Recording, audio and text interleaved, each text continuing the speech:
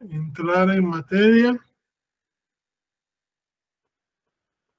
Me gusta mucho que no tenga que darles yo más tiempo para la clase, porque si no se pierde. Por favor, su código y vamos a empezar.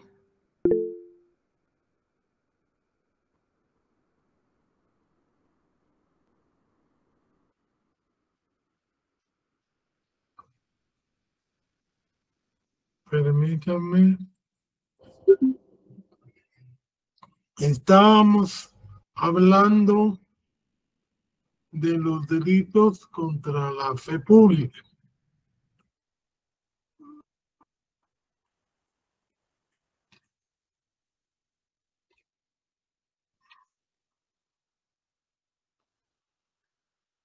Y entonces,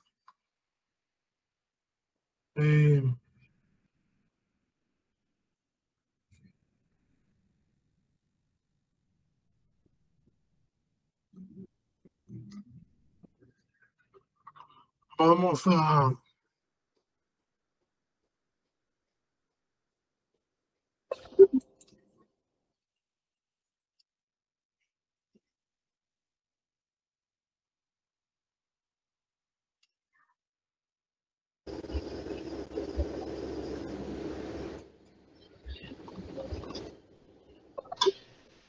Buenas noches, Lick. Buenas noches. Buenas noches, licenciado. Buenas noches.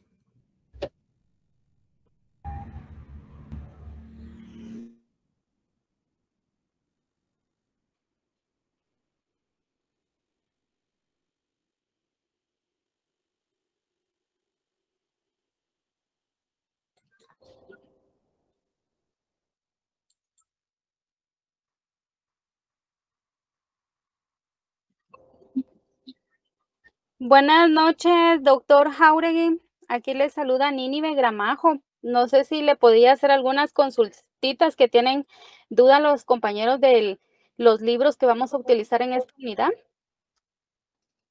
Miren, señores, los libros,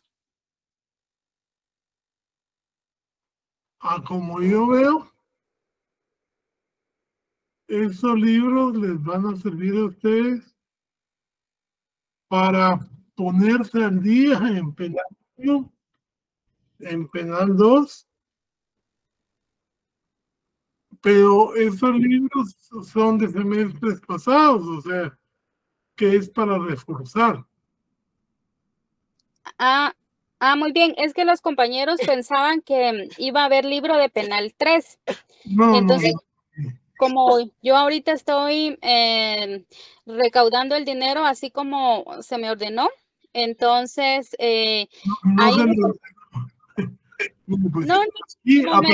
aprendamos a hablar bien. Como el auxiliar me dijo que me encargara yo que los compañeros que quisieran adquirir los libros, que no era obligación, que yo les reenvié ahí el mensajito que no son obligatorios, pero los que quisieran adquirir los libros por cuestiones ya profesionales, porque pues nos sirve para la vida y para el futuro, ¿verdad? Hasta para los privados. Entonces, hay unos compañeros que yo, por ejemplo, ya tengo el de penal 2 porque yo llevé penal 2 el semestre pasado con usted. Hay otros compañeros que ya tienen el primer libro que llevaron en penal 1. Entonces, hay algunos que sí no tienen los 2 libros y ellos sí quieren adquirir los 2 libros por voluntad propia, y otros compañeros que en definitiva tienen sus razones por las cuales no. Pero entonces, solo para aclarar, ¿verdad? Para que los compañeros sepan que esos son los 2 libros que sugeridos, ¿verdad? Que no son obligatorios utilizarlos, pero ahí sí que el que quiera adquirirlos, entonces ya quedamos claros en que esos 2 libros que usted, los que nos sugirió, esos son los que se van a usar en este semestre. Ajá. Hay uno que sí es de penal 3, que lo vamos a ver porque toca más adelante, que es uno de delitos contra la narcoactividad. porque a mí a veces es más fácil, como yo pago mis impresiones,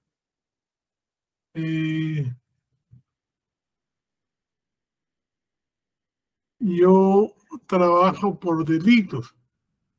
Ahorita trabajé el año antepasado, trabajé delitos contra la narcoactividad, historia, análisis de los tipos y jurisprudencia.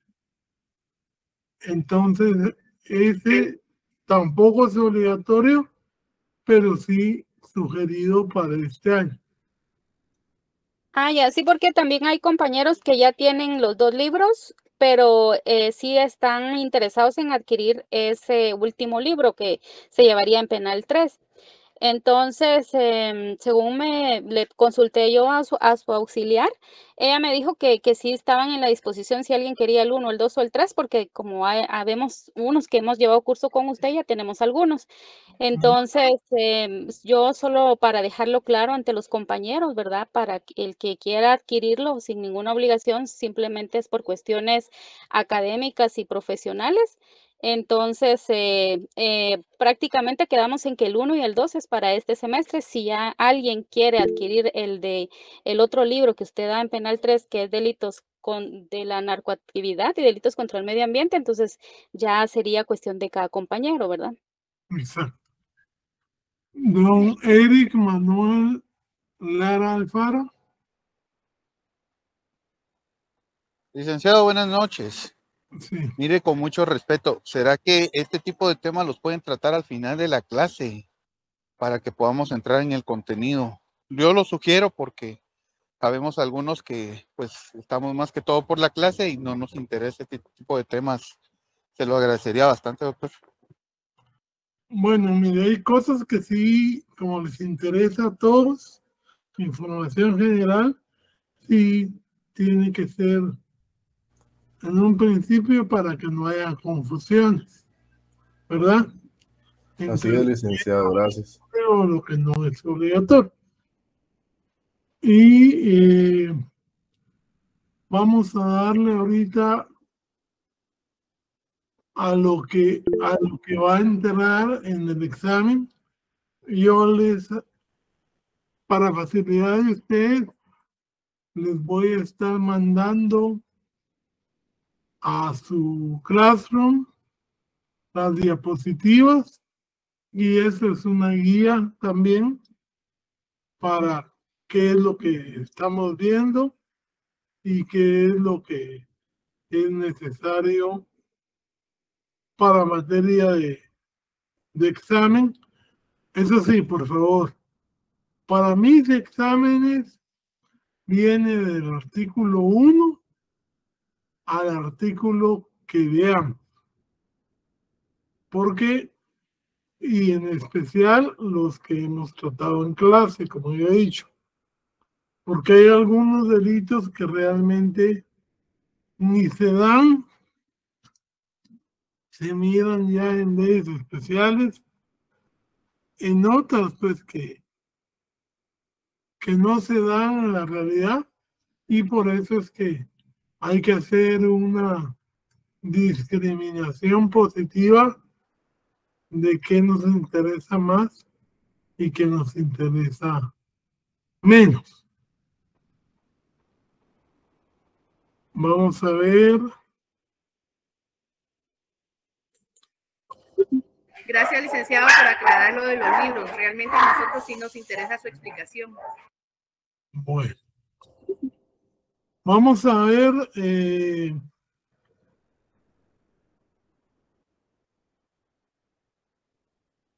Vamos a pedirle a Eric Manuel que nos lea ya está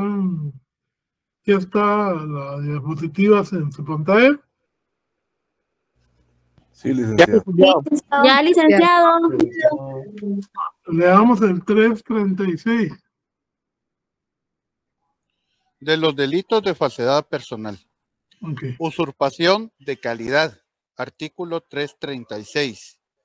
quien se arrogare título de académico o ejerciere actos que competen a profesionales sin tener título o habilitación especial, será sancionado con una multa de 500 a 3,000 quetzales. Si de resultas de ilegal ejercicio se derivare perjuicio a terceros, la sanción señalada en el párrafo que antecede se elevará en una tercera parte.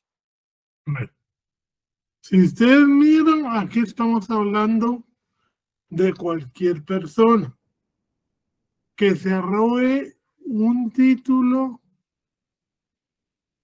perdón, perdón, don Eric, es el 335. Léalo, por favor. Con gusto. Título 9. De los delitos de falsedad personal. Usurpación de funciones. Artículo 335.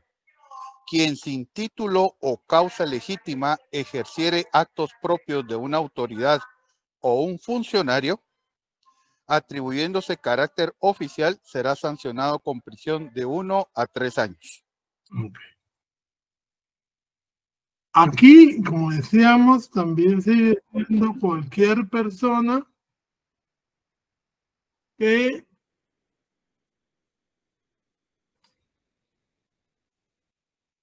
se arroje,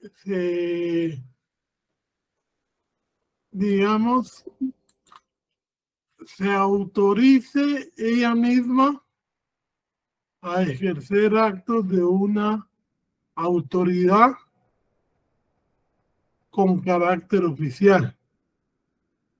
Ustedes han visto que más que todo con el fin de obtener otros delitos, hay gente que se hace pasar por una función que no tiene y con eso busca defraudar a otro. Un oficial, un tesorero, un oficial de una municipalidad que dice que él tiene a su cargo autorizar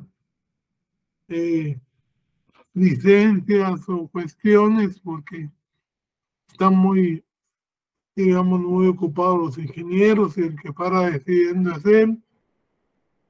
Y entonces eso es usurpación de funciones.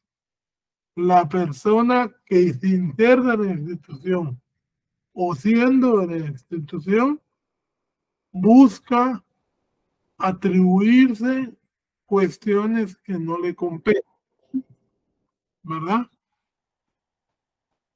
Ahora,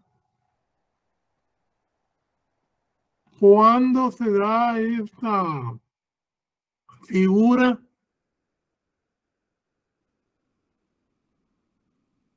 Estamos hablando de una prisión de 1 a 3 años.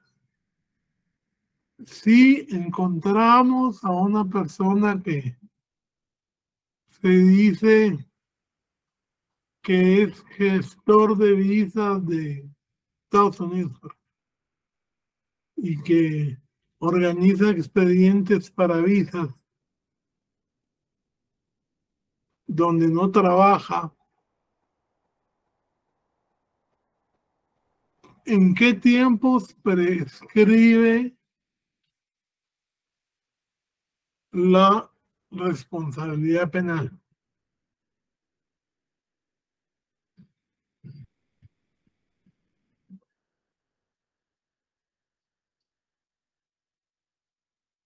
¿8 años? ¿Mm? 8 años. No, porque es de 1 a 3 años. Entonces, ¿cuál es la regla? En 2 años, 4 meses, doctor. ¿Cómo? 2 años, 4 meses. No. La prisión es de 3 años, aumentada en una tercera parte. Ajá. Entonces, 3, como 3 sí tiene el número exacto, que sería 1, serían 4 años.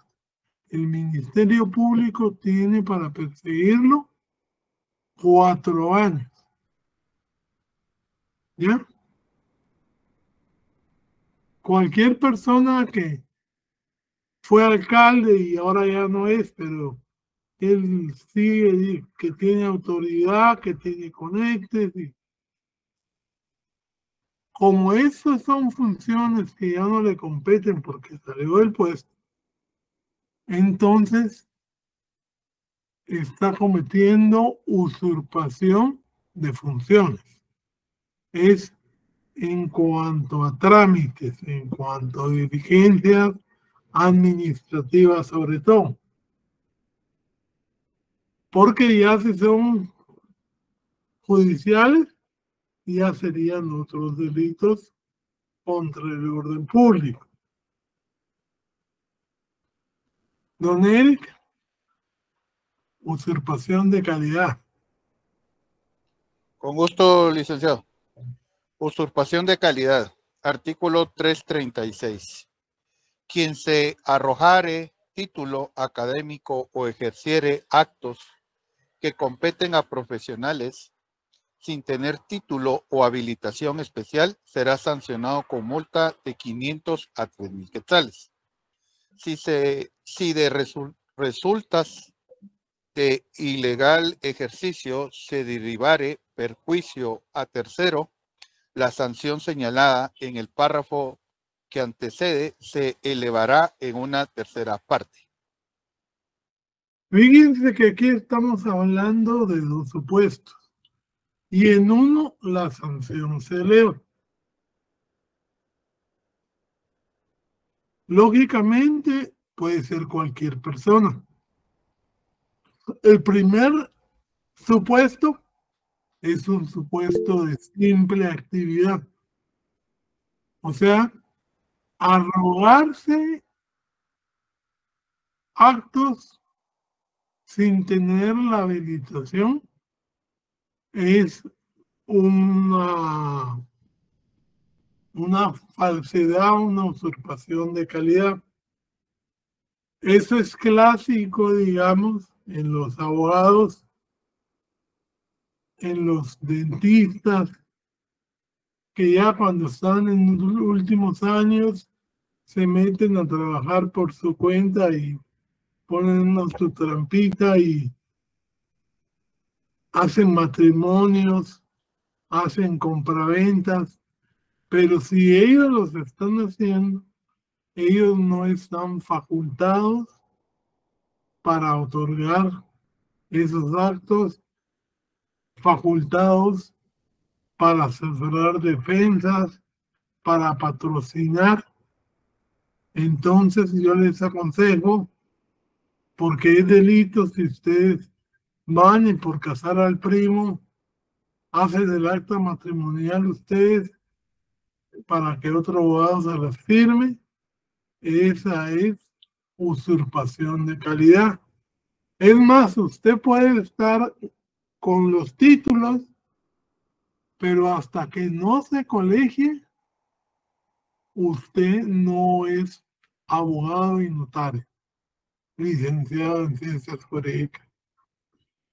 O sea, los títulos profesionales se requiere colegiación obligatoria.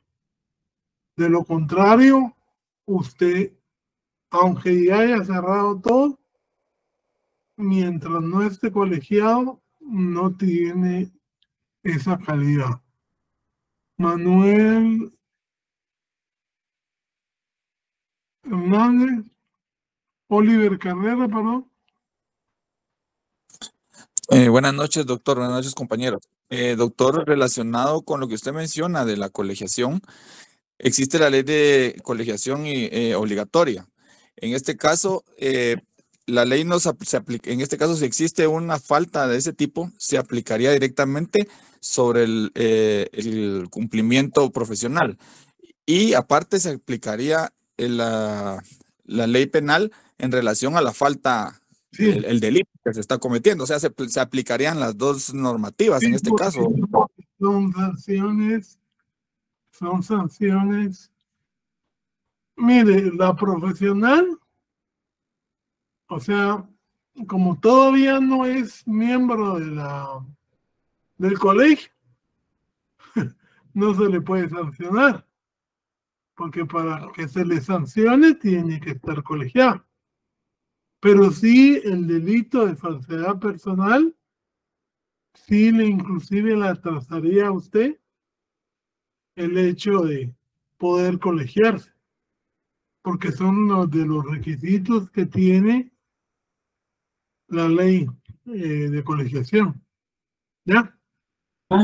Y en el caso de que, por ejemplo, se esté activamente trabajando, simulando, o sea, estando ya registrado en el colegio de profesionales, pero no se cuenta con el colegiado activo, por decirlo así, por no estar con las cuotas vigentes, existe una sanción también porque no está en cumplimiento real de sus funciones como profesional. También en este caso por separado también, ¿verdad, doctor? Porque no estaría cumpliendo toda la normativa específica de la colegiación. Lo que pasa es que no está tributando. Eso sí es una falta del colegio. Ya, una falta, una sanción que tiene el colegio, aparte del delito. Muchas gracias, doctor. Sí, muy amable. Gracias, doctor. Mariana Renata. Lic, fíjese que mi código penal dice que la sanción para este delito es de una multa de 50,000 a 200,000 quetzales. Eso estábamos platicando con una compañera. Hay una modificación ahí, ¿va? Porque tiene que tener una modificación. Sí, doctor, está reformado por el artículo 4 del decreto 38-2000 del Congreso de la República. Bueno, yo lo saqué de la ley que les mandé a ustedes, que es la compilación que sacó el OJ. Puede ser, porque no es nada raro, que esté desactualizado. Entonces yo me comprometo a que ustedes dos me escriban, por favor, los que tengan una multa distinta, para yo averiguarles, y el próximo día de clases, que es el jueves, les digo cuál es la que está vigente. ¿Ya? Muy bien, Lic. Pero háganme el favor de escribirme al Classroom con la inquietud y me ponen el decreto que aparece ahí modificando. Ok. Ok.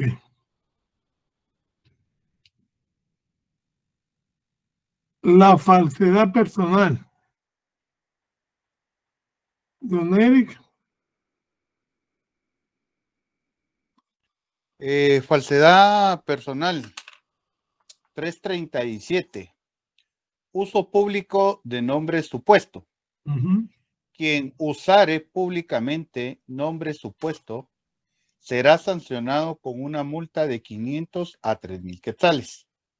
Si el uso del nombre supuesto tuviere por objeto ocultar algún delito, eludir una condena o causar algún perjuicio al Estado o a un particular, además de la sanción señalada en el párrafo anterior que antecede, se impondrá al responsable prisión de 1 a 2 años. Ok. Usar un nombre que no es el de uno es un delito. Es totalmente distinto a usar un documento falso. ¿Sí? para que vayamos, porque a usted cuando nace le ponen un nombre que es el vínculo del Estado civil con su persona y el Estado.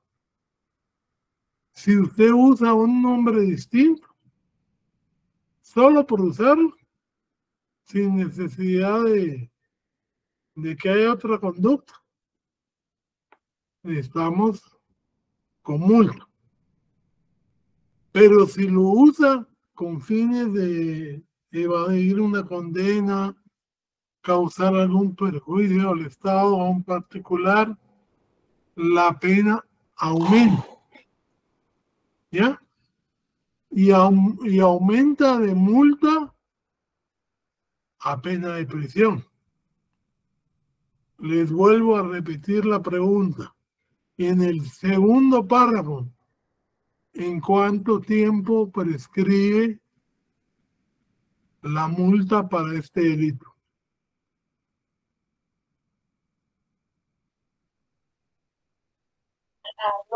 De 500 a 3,000 quetzales, licenciado. No, en el segundo. 2 años, licenciado. ¿Ah? En 3 años. Perdón, 2 años. No, 3. Acuérdense del 107. La pena nunca podrá ser superior a 20 años ni inferior a 3. ¿Qué dice el 107, don Alex?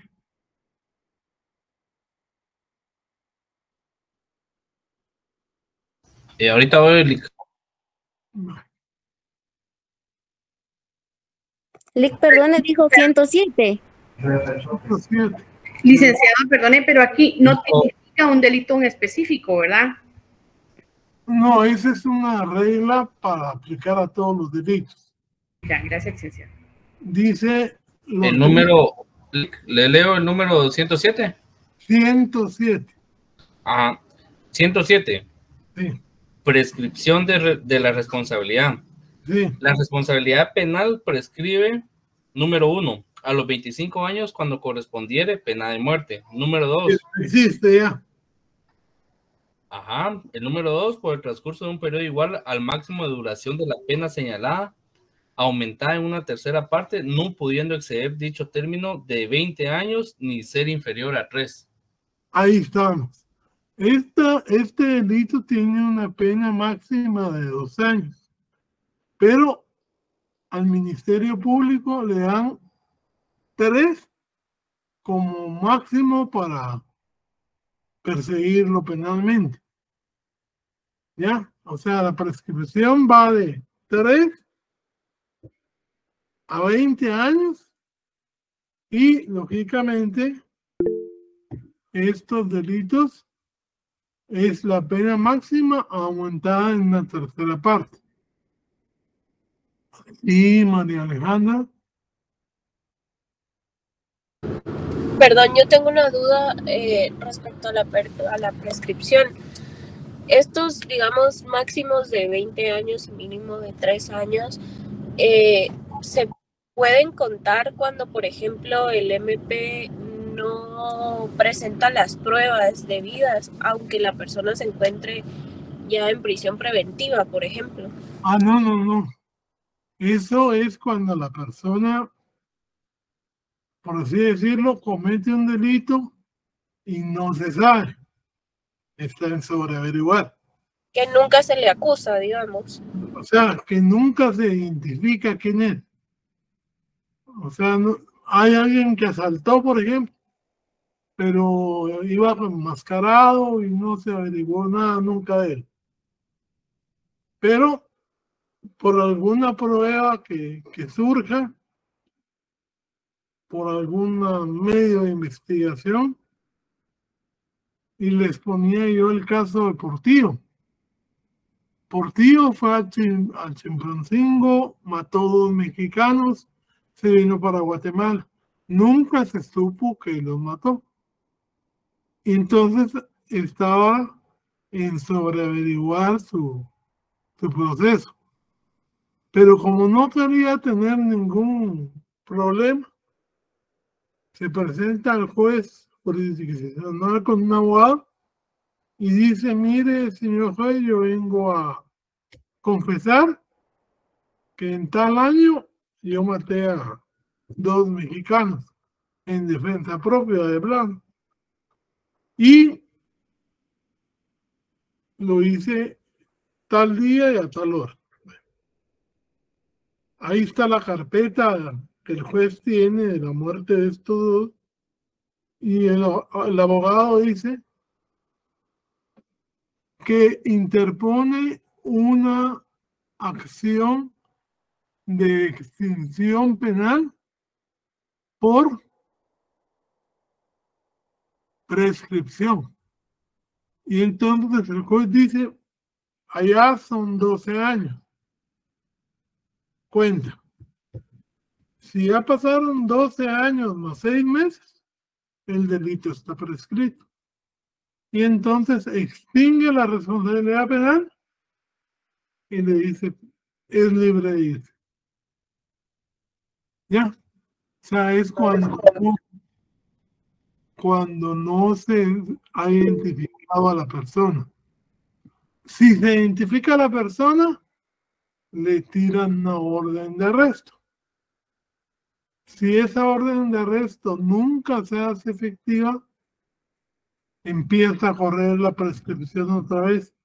La orden de arresto la interrumpe y empieza a correr. Pongamos que la averiguaron por un cómplice que agarraron, que sí pudieron identificar a los 3 años el nombre del supuesto coautor. Entonces se interrumpió la prescripción, pero como no lo han atrapado, empieza a correr. Digamos que es un delito de robo. El robo tiene 12 años. La tercera parte de 12 son 4. La persecución penal prescribe a los 16. Por darle un ejemplo. Si pasan esos 16, pero todavía no lo han aprendido, la persona puede presentarse y decir, en tal fecha yo cometí el hecho. En tal fecha dictaron prisión. Pero ya pasó tanto tiempo y es una extinción de responsabilidad penal. Y quedan pues, ya libres de la responsabilidad penal. Todo eso está en los efectos de la pena, en la teoría de la ley penal. ¿Ya?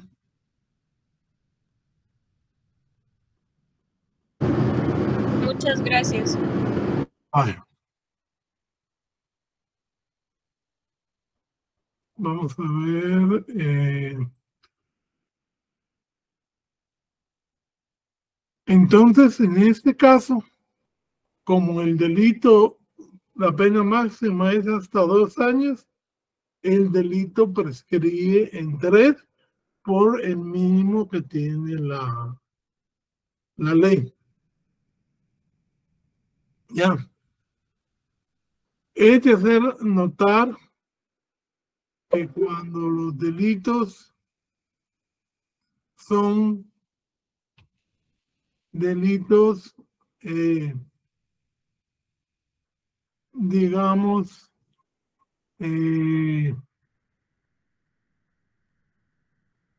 que tienen una pena máxima de 5 años y tienen o pena de multa, los juzgan los jueces de paz por la figura del juicio de falta. Oscar King. Buenas noches, licenciado. Solo con una preguntita. Y cuando uno es la víctima, en ese caso, ¿qué es lo que hay que hacer? De que hayan usado el nombre de uno y quiera que no, pues a veces contrae problemas y todo eso, ¿verdad?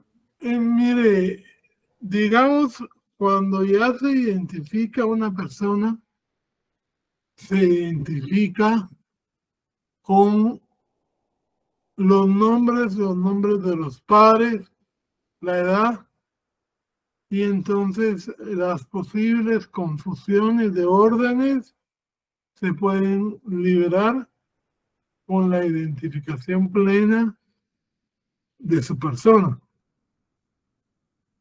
¿Ya? Porque no es solo su nombre, sino que es su nombre y sus parientes, sus padres, los que le sirven a usted para identificarlos. ¿Ya? Ok, gracias, Alex. Don María Francisco Ismael Blanco.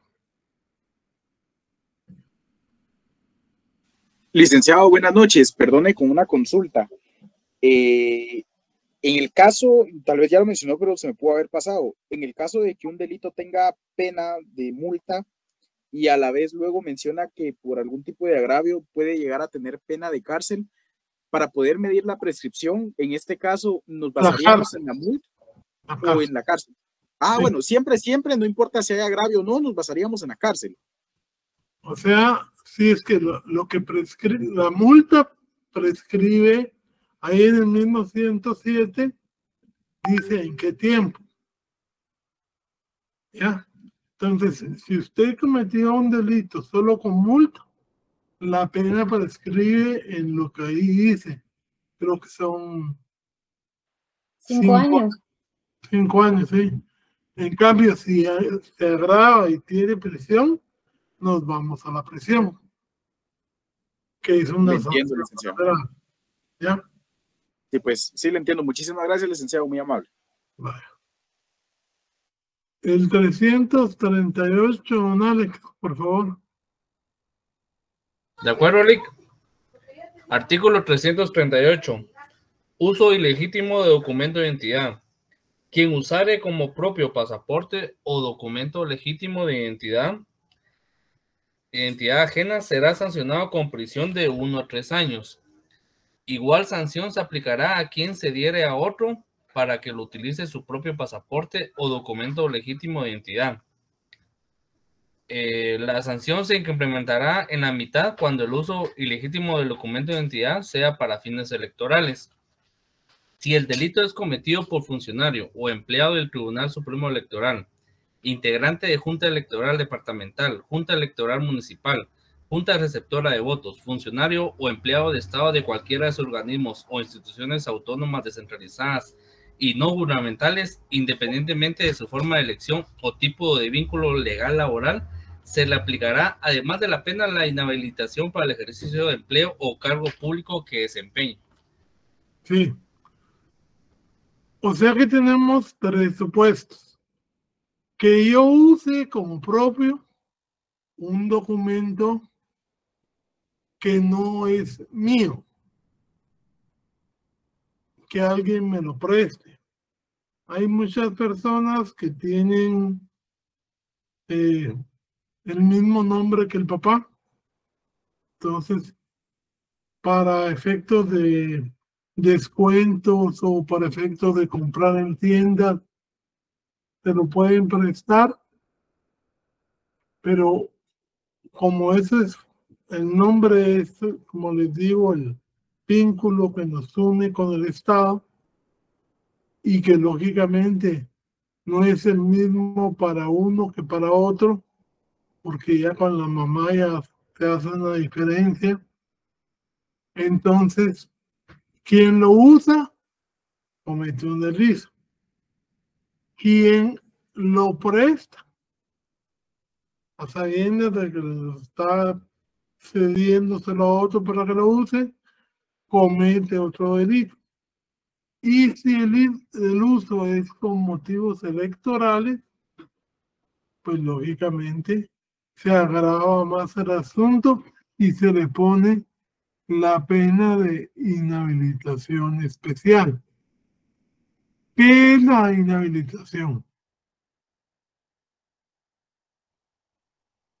Esa es la pregunta. ¿Qué es la inhabilitación?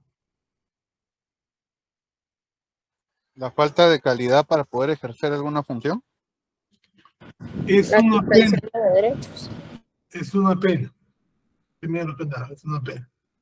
Esa pena le suspende a usted para efectos generales portar armas, licencia de conducir, y va de acuerdo al delito que cometa. Y en el caso de los funcionarios públicos, que en este momento la persona que está trabajando en una junta electoral es juramentada y todo, o sea, no es, digamos, fija, sino que ocasional, no puede volver a hacerlo por el tiempo igual al que le dure la condena. O sea, lo inhabilitan especialmente para eso. ¿Ya? Pero la inhabilitación es una pena. Doña Vivian Lucía Rolán García. Buenas noches, licenciado. Disculpe una pregunta. Yo he escuchado casos donde hay personas que dicen, yo le presté mi cuenta a, no sé, a un amigo, y ese amigo utiliza la cuenta para cosas que son ilegales, como, no sé, pasar el dinero de una persona que él no conoce, que se robó el dinero del banco de una persona y lo metió en la cuenta del amigo que no sabía para qué era, pero él se la prestó porque era su amigo. Pues en estos tiempos es muy inocente ese tipo de cuestiones, porque en corrupción, en materia de corrupción, ese delito se llama testaferrato. En narcotráfico, si usted presta su cuenta, es coautor de narcoactividad, porque usted está poniendo su nombre para efecto de que haya un lavado de dinero. ¿Ya? Esos son delitos, pero eso los vamos a ver en las leyes especiales que son contra la corrupción, lavado de dinero y narcoactividad. ¿Ya? Gracias, licenciado. Vale. Vamos a ver este uso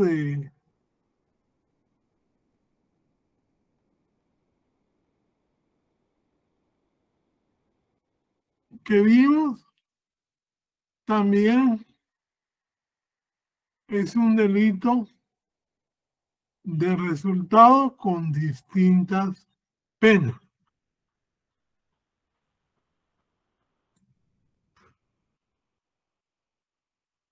Vamos a ver ahora, porque lo tenemos que ver para que estemos al mismo nivel que los de la otra sección. Lick, ¿le puedo hacer una pregunta antes de continuar? Sí. En relación a este artículo 338, por ejemplo, yo le consulto, si alguien, por ejemplo, que sea auditor, el Tribunal de Ética del Colegio de Contadores Públicos y Auditores lo inhabilita por alguna relación, algún fraude o algo que tenga, entonces ahí también se replica esto o ahí es diferente. Lo que pasa es que con la condena viene la pena. O sea, el tribunal al dictar la condena trae la inhabilitación especial por el tiempo que dure la pena. ¿Ya? Entonces ahí también aplica, en este caso, si es ya un profesional colegiado o ya en los colegios donde esté. colegiado sucesivamente. Y además, cuando usted ya tiene que ya cumplió su condena o se la redujeron, tiene que rehabilitarse en la carrera profesional. Y entonces tiene que hacer un procedimiento ante el colegio para ver que lo vuelvan a acreditar. Si es que el delito lo permite. ¿Ya? Gracias, doctor. Vale. Fíjense que esto lo vamos a ver. Son delitos que se dan en preludio de guerra o ya en tiempos de guerra. A ver, dígame.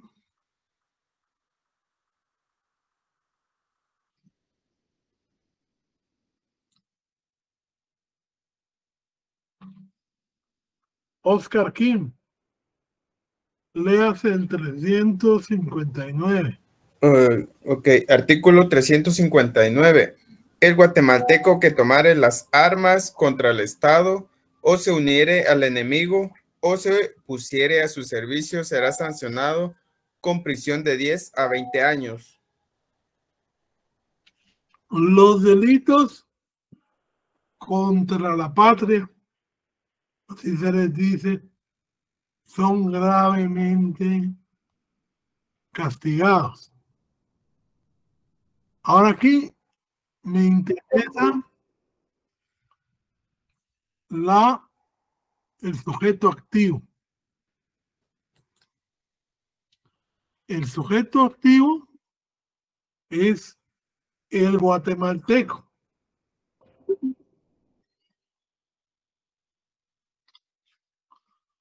¿Y quién es guatemalteco? A ver. Todos los ciudadanos. Cualquier persona. No.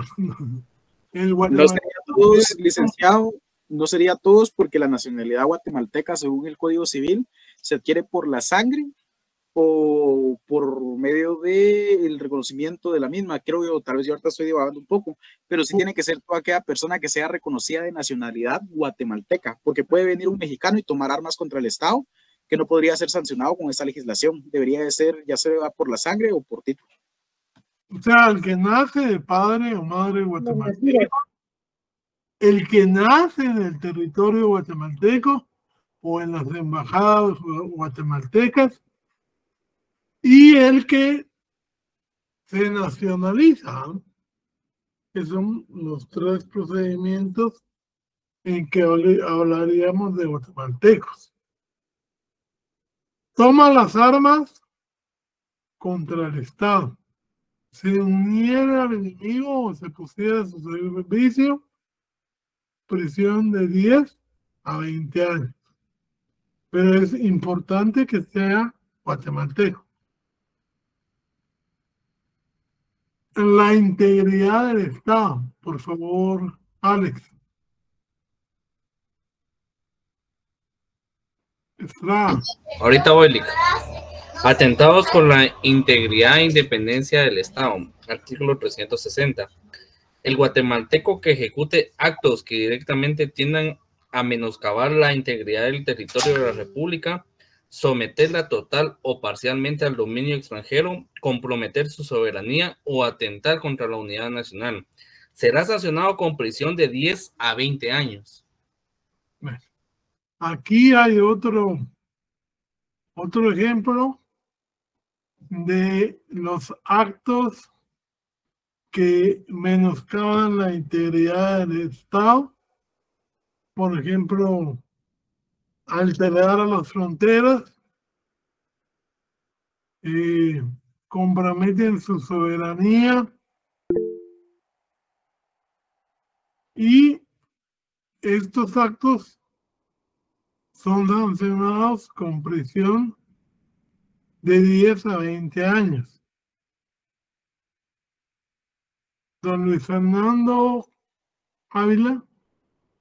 Buenas noches, doctor. Una consulta.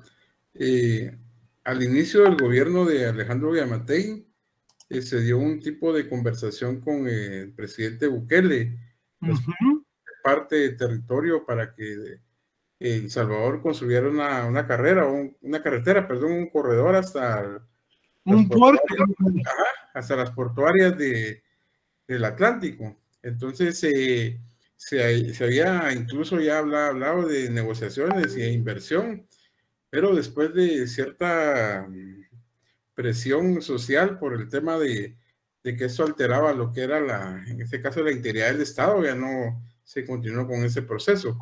¿Qué hubiera pasado en ese entonces si el presidente indica ese tipo de inversión? Y sería procedente, imagino yo, que la sanción que está tipificada en ese artículo, ¿verdad? Por haber violado la integridad del Estado, ¿no? La unidad primero y la soberanía. Ahí son dos cosas. Nadie puede estar, digamos, delegando o renunciando a la soberanía a favor del Estado. Entonces, sí cometería este delito.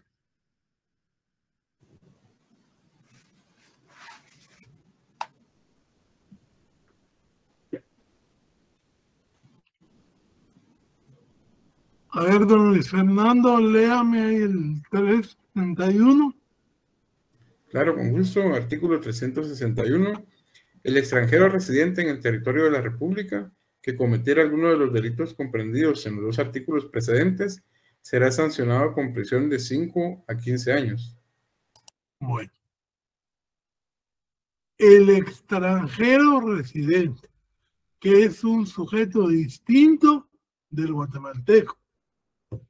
Hay extranjeros aquí que vienen a trabajar, que no miren cuántos árabes, cuántos chinitos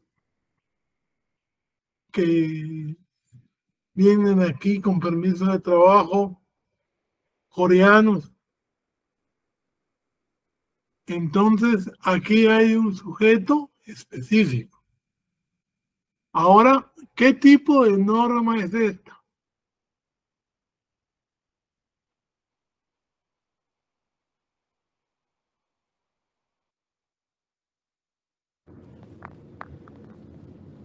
¿Doloso de tipo subjetivo?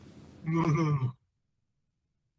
Esta no les estoy hablando de qué clase de tipo. Les estoy hablando de qué clase de norma. Y dijimos que había completa, incompleta y en blanco. ¿Qué tipo de...? Es completa. No, no es completa, es en blanco. ¿Qué tiene? Está bien definida la pena. Con prisión de 5 a 15 años. Pero para saber en qué consiste el delito, nos remite al 159 y al 359 y al 360. O sea, usted no puede entender qué actos se acusa a ellos si no mira el 359 o el 360. Pudiera ser traición propia, pudiera ser comprometer la integridad, o pudieran ser los dos. Y para fundamentarlos usa el 359 y el 361, o el 360 y el 361, o si son las dos cosas, 359, 360 y 361, porque es una norma penal en blanco. Para la fundamentación sirve. ¿Ya?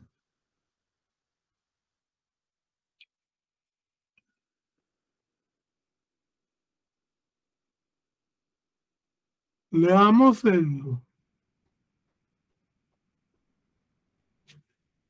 362, don Luis. Claro, artículo 362. El guatemalteco que induzca o se concierte con el gobierno de un estado extranjero o con sus agentes, proponiéndose provocar una guerra o que se realicen actos de hostilidad contra la República, será sancionado con prisión de 4 a 10 años. Si la guerra fuera declarada o se llevaren a cabo los actos de hostilidad, la sanción será de 5 a 15 años. En esta norma, ¿qué les llama la atención?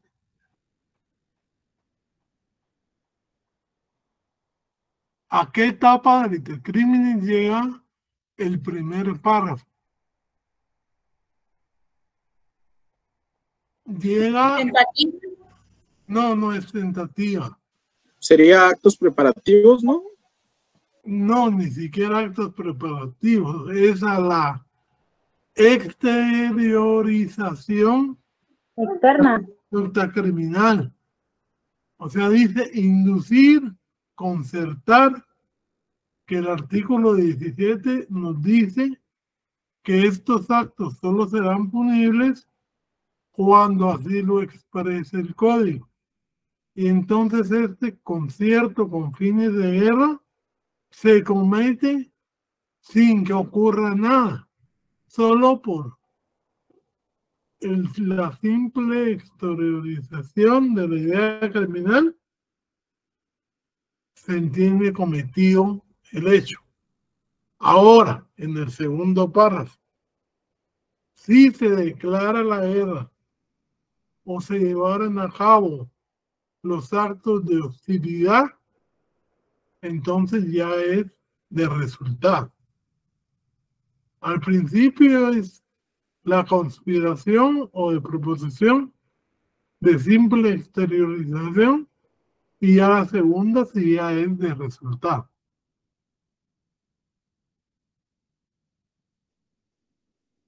Bueno, de aquí seguimos hablando de una serie de delitos que se dan ya en tiempo de guerra,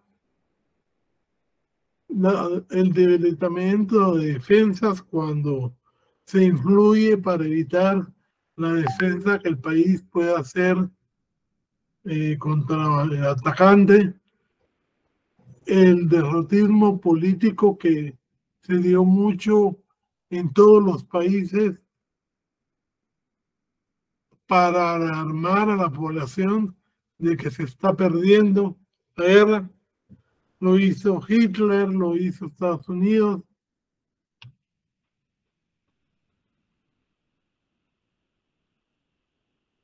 Quien incite a violar, y este es otro también de exteriorización, quien incite a violar las órdenes de los militares o deberes al servicio, pero estamos ya hablando del tiempo de guerra, la revelación de secretos de Estado,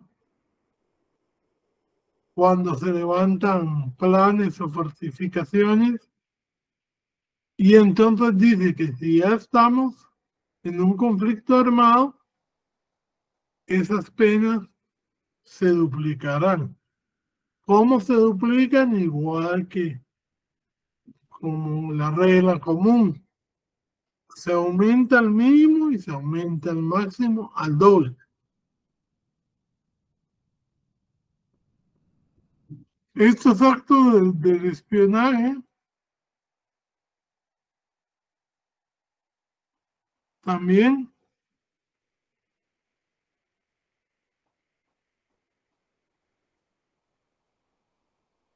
la intrusión. Quien viene y aquí en Guatemala comete actos, lógicamente, de conocimiento público que atenten contra el orden público de un Estado extranjero, comete el delito de intrusión. Por ejemplo, si alguien se pone a quemar Biblias, estaría ofendiendo a todos los estados islámicos. Y eso lo sube a internet. Eso lo tiene que perseguir el Estado de Guatemala, porque puede ser que hasta se considere un acto de hostilidad.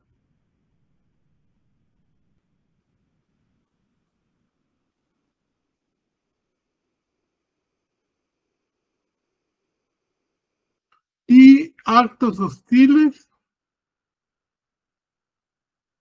que dan lugar a la declaración de guerra será sancionado con prisión de 2 a 8 años. O sea, pueden haber grupos como los actos hostiles que acabamos de padecer nosotros con la agresión, que al darse en Guatemala contra símbolos, contra banderas, contra una serie de cuestiones, disparos, lanzamiento de morteros contra El Salvador, digamos, porque alguien no está de acuerdo con Bukele. Entonces, esos tienen que ser perseguidos y sancionados por Guatemala, porque hay dos vertientes. Si no se dan los actos hostiles,